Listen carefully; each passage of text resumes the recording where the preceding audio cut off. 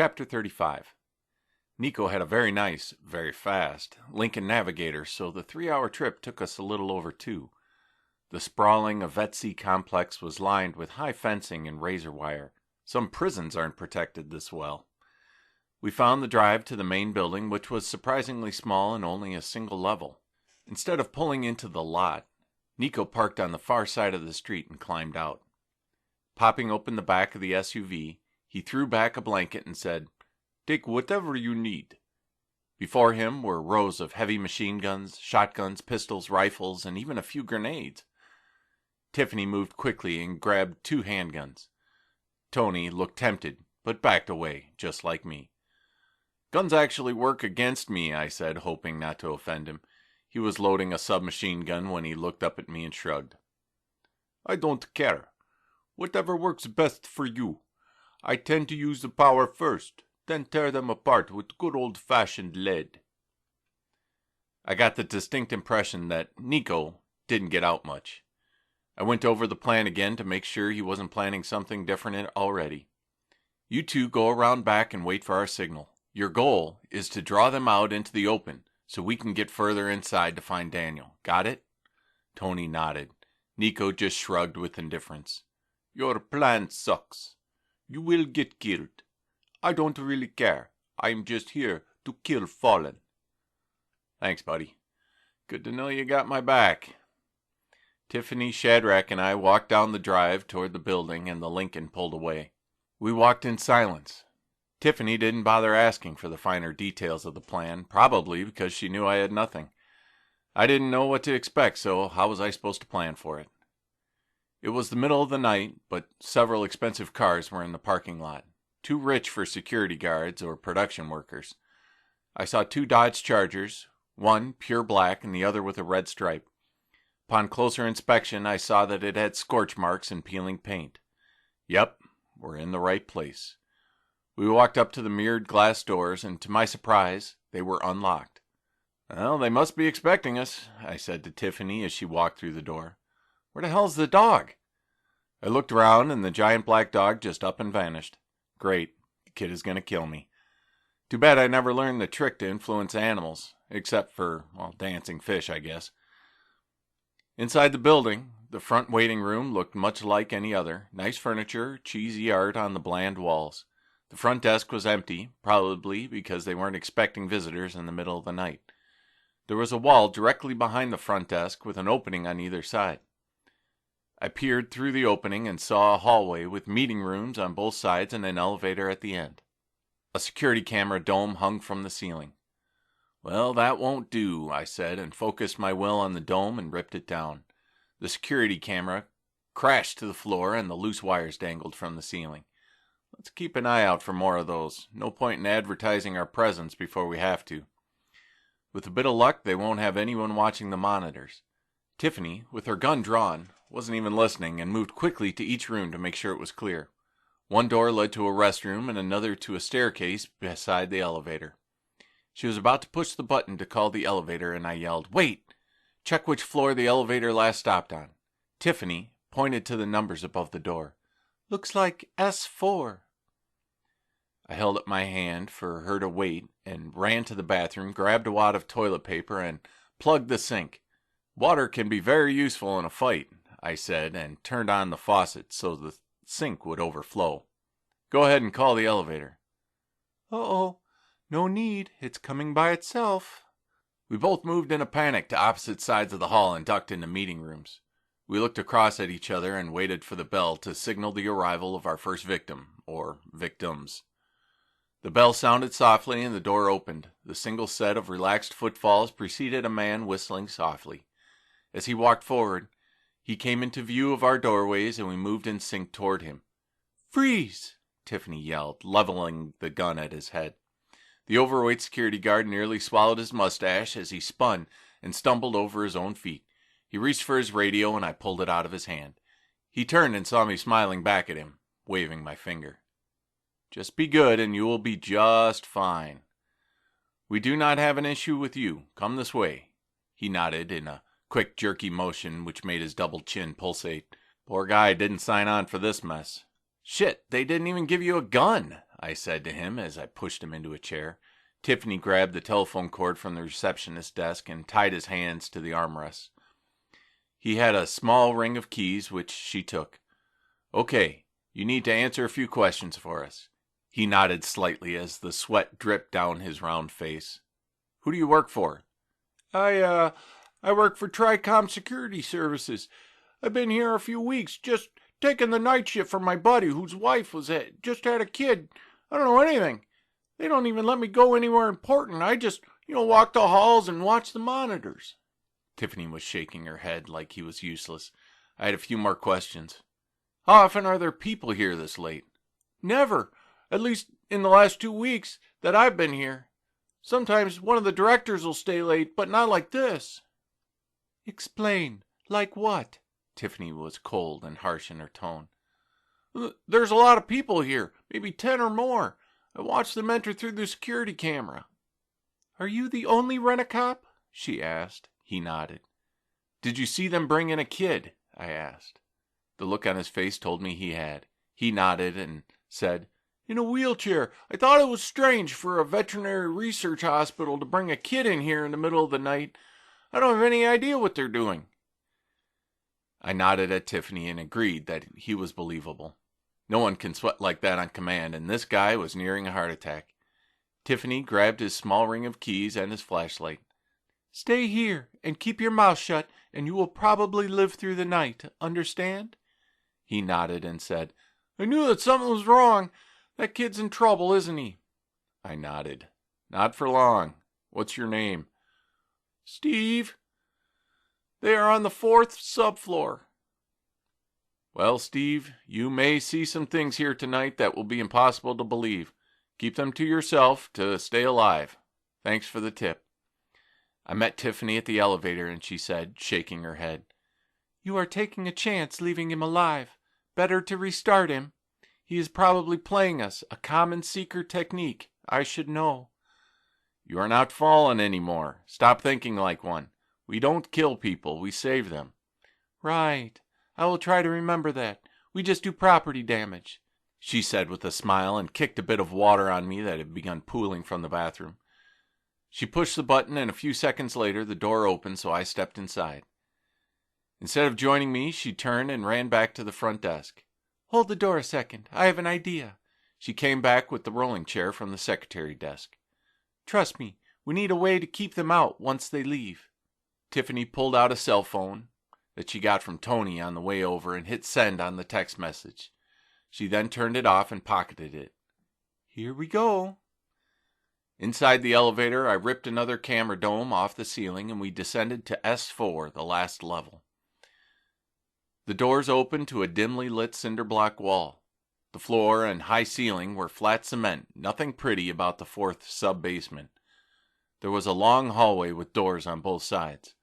One side of the hall had 2 doors, widely spaced, while the other side had a small door every 6 feet. I approached and saw another pair of cameras on either end of the hall. The near one came down easily, but the far one was more than 80 feet away and took my full concentration. It finally crashed to the floor. To think that just a few days ago I couldn't even float a pillow that far. We carefully walked down the hall to inspect the doors. The 2 doors on one side had an electronic lock with a swipe slot for an ID card. The doors on the other side were an entirely different story, and it became immediately clear that these were cells. The center of the door had a large wheel that manually pushed 4 opposing steel shafts into the steel frame, similar to the door back at Nella's safe house. There was also a button glowing either red or green. "Any idea what this means?" I asked Tiffany in a hushed tone. She just shook her head, staring at the other doors. "I think we should find a place to hide while Tony and Nico start the show," she said. Agreed. Back to the stairwell. We moved back to the stairs beside the elevator, and I tried the handle. Locked. "No problem. I'll just open it with the power," I said. I focused the power on pushing back the latch on the door mechanism, but it wouldn't budge. Tiffany was pointing to an electronic box beside the door that had a red light on it.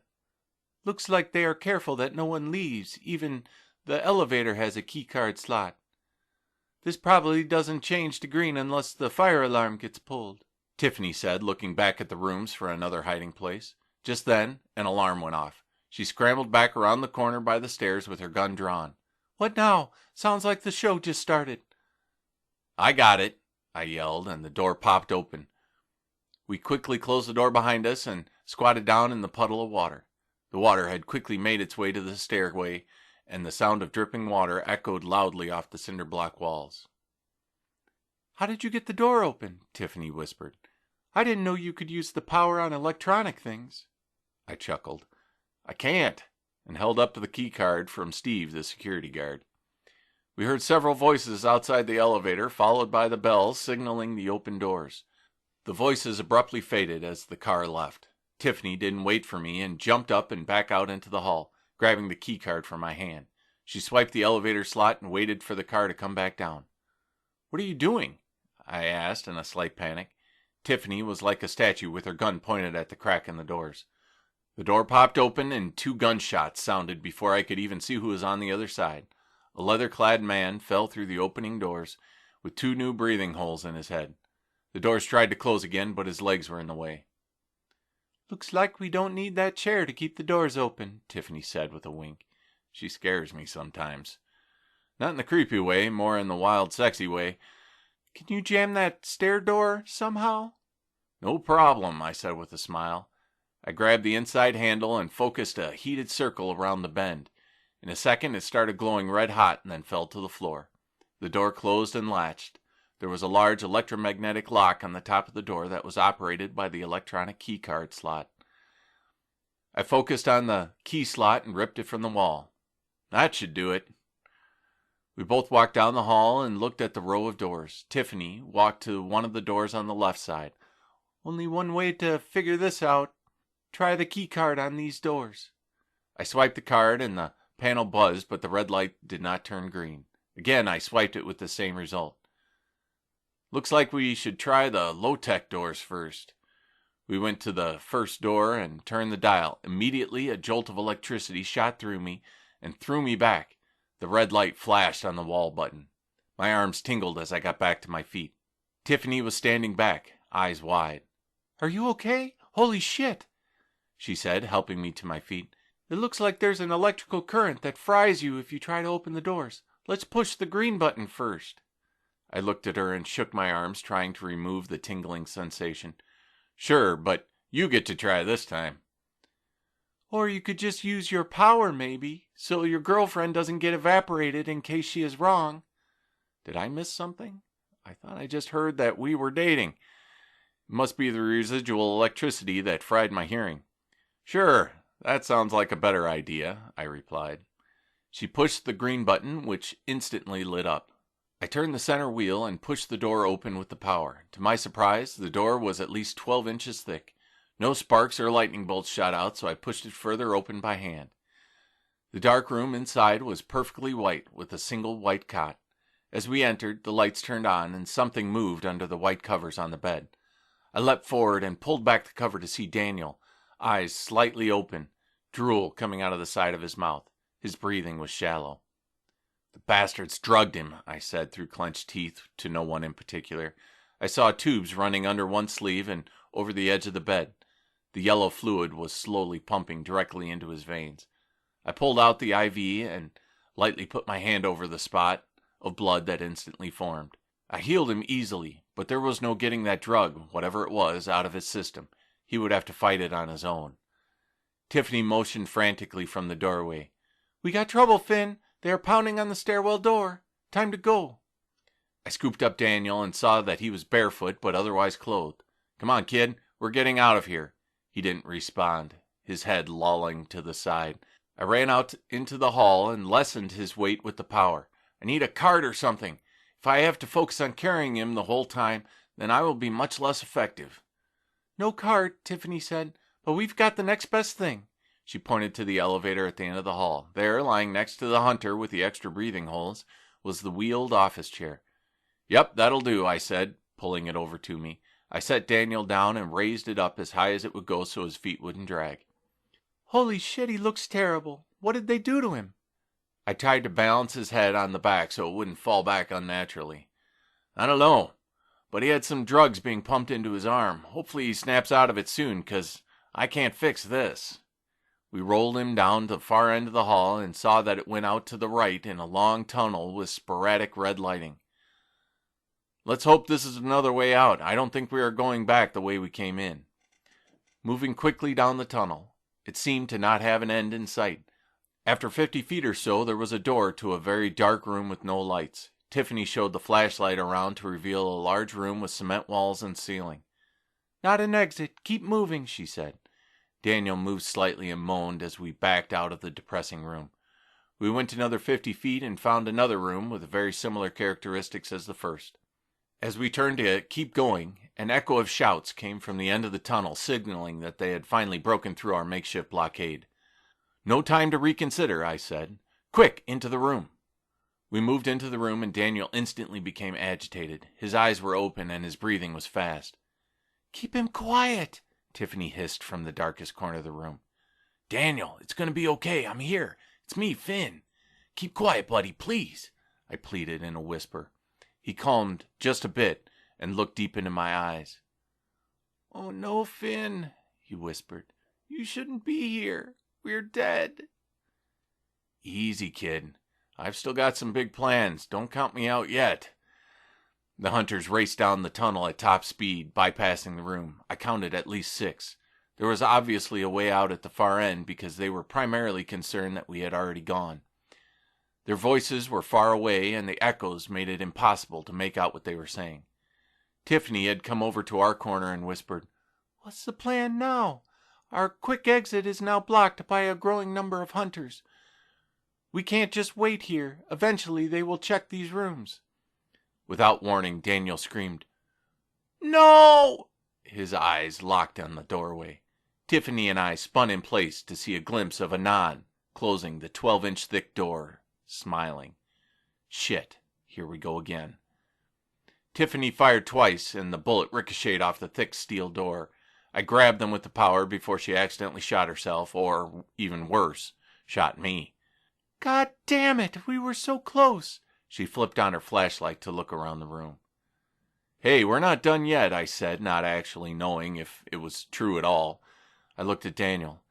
"Hey, kiddo, what can you tell me about this place?" He was gaining control of his faculties quickly and was now sitting up straight.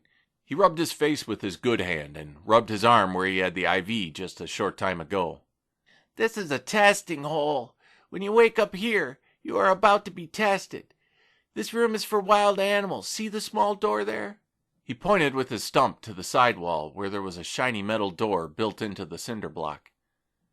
"When that door opens, you better be ready for whatever comes through." "And what can come through?" Tiffany was hugging herself, feeling a bit squirmy. "Practically anything. I saw anything from a swarm of bees to a lion. I can control most of them if I can clear my head. Of course, snakes are hard to control, and so are cats for some reason. And if they send a crawl, then we are in real trouble." Tiffany looked extra white and said, "If snakes come through that door, I will restart myself." "No, you won't. We need you to get out of here," I said. Turning to Daniel, I asked, "Tell me about the floor. What's the deal with the pattern?" I had noticed that there was a grid in the cement floor that looked like embedded chicken wire. "They make it electrified if you try to escape. One time, they shocked me every time I got control of a hungry puma. I would lose control of it and it would attack me and I had to get control of it again. That was a bad day. And now I'm back again." He pulled his bare feet up on the chair. "How did I get back here? Last I remember, I was in a taxi to go help you." They must have had him unconscious this entire time, probably for their own safety. "It's a long story," I said, "which I will be happy to tell you later. For now, what do you say we get our asses out of here?" Daniel just shook his head. "No one gets out, Finn. That's what I'm trying to tell you. They built these rooms specifically to keep us captive. I don't know how to use the power to get out of here." I smiled with a reckless confidence that usually ended in an evening of poor decisions and long rehabilitation, my specialty. "Kid, I've been through tougher scrapes than this." Tiffany had the spotlight on the small shiny door. I could tell she was imagining seeing snakes coming pouring out of the door. And then the door moved. She squealed and pointed the gun at the opening. The light in her hand was shaking badly. A voice filled the room from a hidden speaker. "Well, good morning, our honored guests. What an unexpected pleasure to be serving you. I hope your stay has been comfortable so far." Lights in the ceiling popped on and temporarily blinded us. "There, now I can see you better. Ah, Tiffany, all those years together, I cannot believe it has come to this." It was Anon. That guy needed to die. "We will be starting your entertainment with one of Tiffany's personal favorites. Let's see if the boy is awake enough to help you." I pulled the gun out of Tiffany's shaking hand. She looked at me with raw panic that I last saw in my drowning sister. "Tiffany, you do not get to shoot yourself. Wait till you see what this kid can do." She came behind his chair and knelt down to become as small as possible. A crackle sound echoed off the walls, and Tiffany yelled in pain, hopping to her feet. Daniel quickly explained. "Oh yeah, I forgot to tell you that they shock the floor before the animal comes so that you have to get a fresh start with your focus. They take our shoes because the electricity can't get through the rubber soles. Oh look, here he comes." Sure enough, the head of the huge python came through the trapdoor.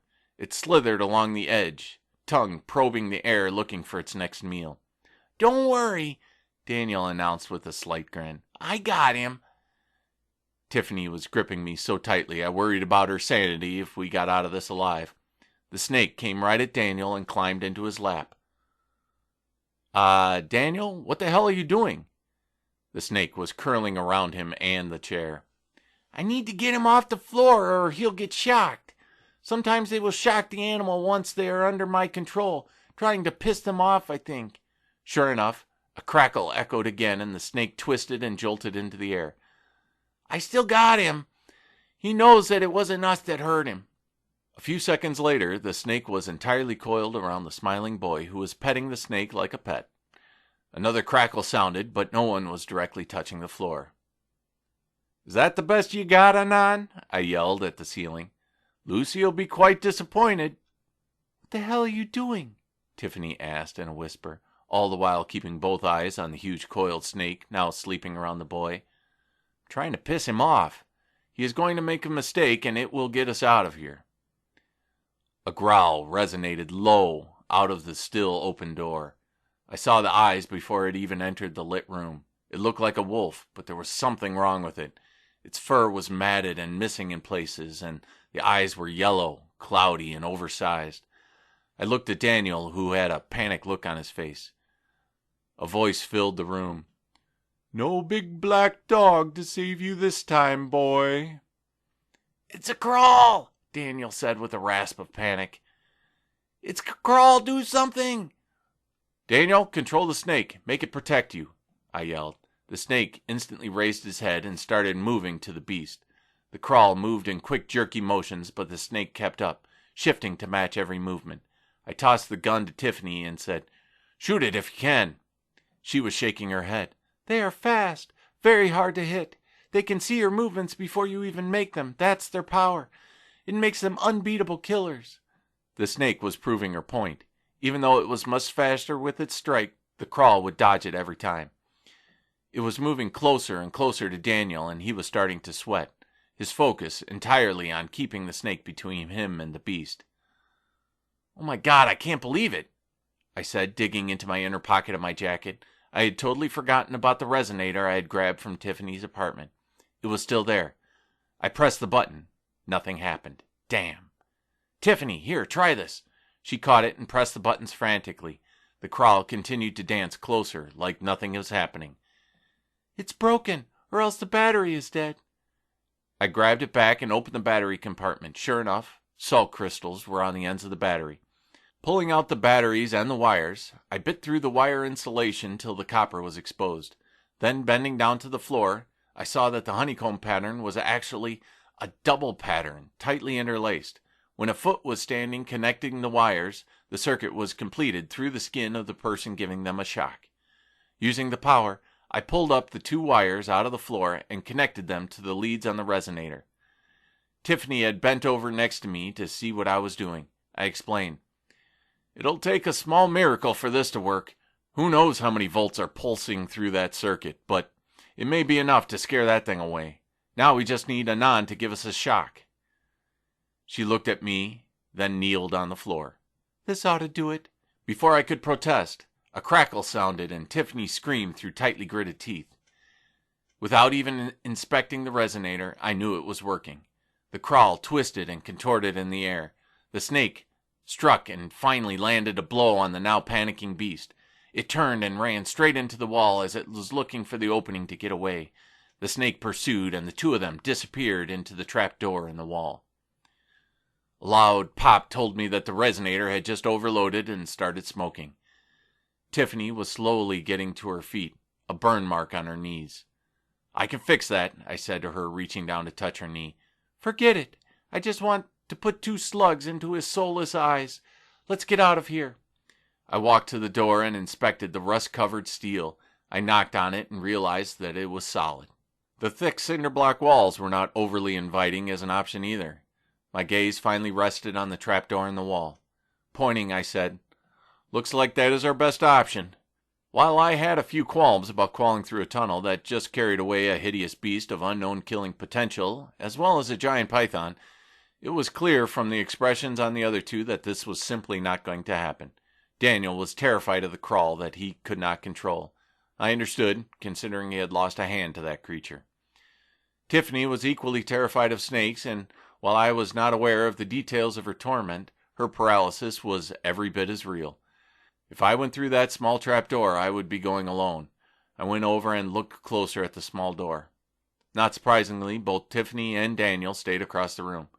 This door was shiny, with no rust. I knocked a few times, and it had a hollow ring to it. An idea started to materialize, and I quickly ran back to the main heavy door and knocked again. Snapping my fingers loudly, I shouted, This small door is aluminum. I got it. We are going out the front door. They will stop you before you get too far. It is too heavy and too thick to pull apart. Plus, they will electrify it if you touch it, Daniel said, his tone already admitting defeat. And one more thing. When the test is done, they will gas us.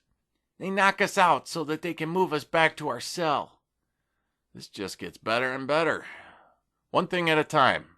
Daniel, can you scrape all the rust off that door? I need it all. Use the power if you can. He looked slightly insulted at my challenge. Push me over to the door, Tiff, he said. Normally, she would have given him a verbal lashing for calling her Tiff, but she was far too preoccupied at the moment. I focused on the metal trapdoor in front of me. During my question and answer session after my probatus, I learned several new techniques for manipulating matter, including breaking it down into the smallest possible molecular state and reforming it how I needed it. That was how I reformed the hunters' bullets into the ends of their guns. In this case, I needed to turn the aluminum door into powder. I started at a corner and it quickly started to dissolve. After several minutes, I had a 3-inch section converted into aluminum dust. From Daniel's corner, I could hear a constant rush of wind with a screeching against the door. He was using an air knife action to scrape the rust off. Good idea, kid. How's it going over there? I yelled to Tiffany and Daniel. Pretty good, Daniel yelled back. I got the outer layers off really easy, but the last layers are really stuck on. Do you need all of it? I need everything you can give me. Give it another 5 minutes, and we will give it a try. I refocused on the aluminum and realized that I was sweating. This was far more difficult than dematerializing a couple bullets. I thought about how much effort it would take to get through that solid steel door, and I decided it would probably be hours of intense work. By that time, there would be an army of hunters waiting for us. As it was, more hunters were probably on their way. After the requisite 5 minutes, I had a fairly large pile of aluminum dust in front of me, and a large chunk of the trapdoor was gone. Using the power, I lifted the dust into a ball and moved it over to Daniel. He had the door almost shining, and the pile of rust was almost twice the size of my pile of aluminum. Good job, buddy. Stand back now and watch the power of chemistry. I scooped up the pile of rust and the 2 balls mixed mid-air. the shape elongated into a rope shape and stretched to cover the entire crease outlining the door.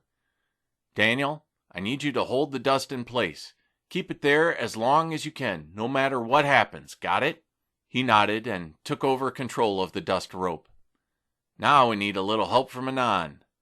I walked up to the door and laid my hand flat against the surface. A second later, a loud crack sent a surge of electricity into me, throwing me back across the room. Tiffany pulled me to my feet quickly, and the entire frame of the door started smoking, and then glowing, and then spewing sparks and fire. "Holy shit, what did you do?" Tiffany yelled. "It's called a thermite reaction. It'll melt through the iron like butter, and nothing will stop it now that it has started. It cannot be smothered or extinguished till all the fuel has been consumed." I smiled through the smoke as the reaction speed increased. "Hang in there, Daniel. A few more minutes and we will be out of here." He nodded, keeping his hand and stump out in front of him. A hissing sound could be heard over the sizzle of the reaction on the door, and through the smoke I could begin to smell a sharp, acrid odor. Daniel yelled, "They're gassing us! Finn, help!" His words pushed me into the reality of the power. Time all but stopped, and the world became a deep blue. The mist of gas was coming from the tiny cracks in the ceiling. I didn't need to stop the gas. I just needed to buy us a few more minutes. Time for a bubble shield. Time shifted back to normal, and I threw my hands out with my palms outward. An energized bubble slammed away from me and encompassed Daniel and Tiffany. Daniel still had his arms pointed to the door, which continued to spew fire and smoke. The gas coming from the cracks in the ceiling perfectly formed the shape of the bubble, the cloud of gas and smoke eventually choking out the entire room from view. Only the glow from the door frame remained visible. "Will the gas stop the reaction?" "No, this reaction supplies its own oxygen. It will even burn underwater." Daniel grinned like he had just found the holy grail of new toys. Poor Nella. After several minutes, the reaction exhausted itself. I extended the bubble till it pressed against the door so we could see. Around the door was a deep channel, cut into the solid steel. In a few spots, we could even see the red light from the tunnel on the other side. "Okay, team, we will only get one shot at this. On the count of 3, I will drop the bubble. Daniel, you need to focus a blast of power at the door. Pull in and compress as much air as you can. I will follow your blast of ultra-compressed air with a shield wall so that all of the expansion goes directly through the door. Got it? Oh, and don't forget to hold your breath." Nods all around. "Start compressing, Daniel. Let me know when you are ready." Daniel moved his arms in circular motions, and I could see the gas and smoke swirling outside our bubble. There was a dense ball of smoke growing in front of us, about 10 feet from the door. When it was about the size of a bowling ball, he nodded, his hand and stump trembling. "Deep breath. 1, 2, 3. The dense ball of smoke slammed into the door, and I pushed the bubble shield into it as a wall. The concussive blast rocked the ground, and we all fell. The smoke and gas had overwhelmed our vision, and my eyes burned, but I could see red light ahead. I got to my feet and grabbed Tiffany by the shirt and pulled Daniel out of the chair and into the hall. We stumbled over the wreckage of the door, which had also knocked out several cinder blocks from the opposing wall. The legs of a hunter lay beneath the door. That poor bastard who was assigned to stay a guard never saw that coming. We hustled back the way we came and coughed the last of the poison out of our lungs.